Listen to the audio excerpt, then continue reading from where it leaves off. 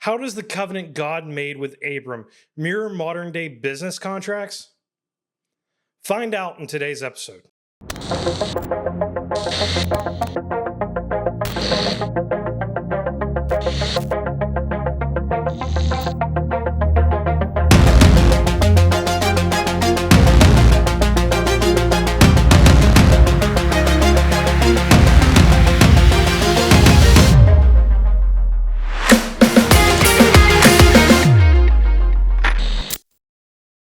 We've all been burned at some point. We've all either made promises that we couldn't keep, or we've had others break their promises that they've made to us. That's not to say that your intentions were malice or that that person that made you that unkept promise had anything short of keeping that promise in mind, but simply it's a part of the human condition. Things come up, things happen. We forget about promises we meant to keep. While in Mamre, after rescuing Lot, Abram is met by the voice of God. God reminds Abram of the promise he made when he first called Abram to follow him. Understandably, Abram is frustrated because this promise has not yet been fulfilled, and responds by saying, "O Lord God, what will you give me? For I continue childless, and the heir of my house is Eliezer of Damascus." And Abram said, "Behold, you have given me no offspring, and a member of my household will be my heir." God comforts Abram by assuring him his servant Eliezer will not be his heir.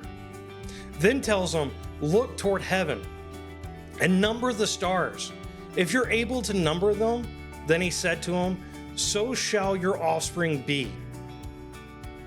God then reminds Abram of all that Abram had done with God's help thus far and proceeds to make a covenant with Abram. This word covenant is similar to a legal agreement today. This would be an agreement people would have between each other for social reasons or as a business contract. The parties would sacrifice animals and by splitting them in half and walk in between the halves, representing the fate that would befall them if they were to break the contract they were making. It was a way of saying, "Let me be cut in half if I do not uphold my side of this agreement." However, in this case, after Abram separates the animal halves before he's able to walk between them, God puts him in a deep sleep, and God instead walks between these animal halves alone, representing God as being the only party responsible to see the ends agreed upon to fruition. The writer of Genesis puts it this way: "When the sun had gone down and it was dark, behold, a smoking fire pot and a flaming torch passed between these pieces. On that day the Lord made a covenant with Abram, saying, 'To your offspring I give this land. From the river of Egypt to the great river, the river Euphrates, the land of the Kenites, the Kenizzites, the Cadmonites, the Hittites, the Perizzites, the Rephaim, the Amorites, the Canaanites, the Girgashites, and the Jebusites.'" Now God did not sugarcoat this covenant with Abram, but both gives him the promise of future generations beyond his wildest imaginations and foreshadows the events of Israel's captivity in Egypt, their exodus, and their eventual return to the land promised to Abram. Then the Lord said to Abram, "Know for certain that your offspring will be sojourners in a land that is not theirs, and will be servants there, and they will be afflicted for 400 years, but I will bring judgment on the nation that they serve. And afterward they shall come out with great possessions. As for you, you shall go to your fathers in peace.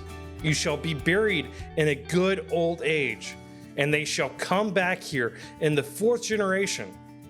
For the iniquity of the Amorites is not yet complete." Because of the damage caused by those who fail to keep their promises and our own failings when it comes to keeping promises we make, we often become jaded.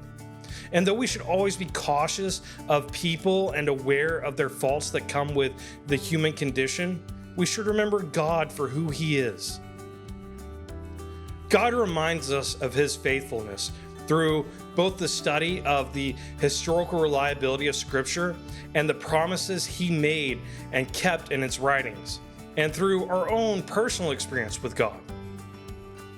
Even though we fail at keeping our promises, God, who knows the time in which He will fulfill the promises He makes before He makes them, is not limited by a lack of knowledge of things to come like we are. So, within your own walk in faith, be reminded that God always keeps His promises. Even if we have a different timetable in mind, or if we grow impatient waiting for God, be assured He will remember you in relation to His promises. The prophet Isaiah puts it this way: "For my thoughts are not your thoughts, neither are your ways my ways, declares the Lord. For as the heavens are higher than the earth, so are my ways higher than your ways, and my thoughts than your thoughts." May I encourage you to trust in God and His timing over your understanding. Please continue to follow along with me as we learn more about this loving and faithful God as we continue to study Scripture. May God keep you and bless you. Really quick, before you go, let me explain why I felt led to start this channel. When talking to Pilate, Jesus said, "I have come into the world to bear witness to the truth. Everyone who is of the truth listens to my voice."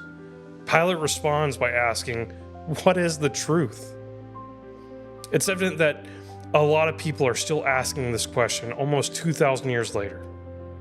And while we live in an amazing time with the wealth of the world's knowledge available in the palm of our hands, there's often too much information, leaving people unable to process what's true and what's not true. Paul describes such times in this way when he writes his second letter to his disciple Timothy: "Always learning and never able to arrive at a knowledge of the truth." There are several who expound on what truth is, but often they are misguided, or they are malice in their intent, or they're being intellectually dishonest.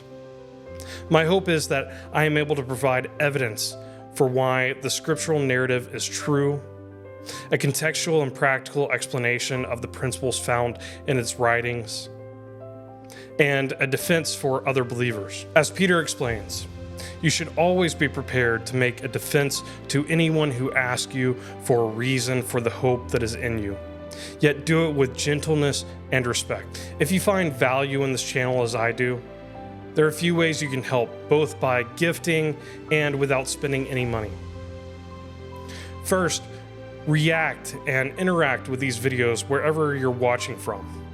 This greatly helps the channel be seen by others and new people. Next, please share this content with others you feel may benefit from the information found here. Also, please subscribe to this channel on all social media. And finally, if you feel led to, and if you have the means to, please consider giving to this channel through the outlets previously mentioned, or the channel's Patreon. All these links are going to be in the video description. Thank you for watching, and may God keep you and bless you.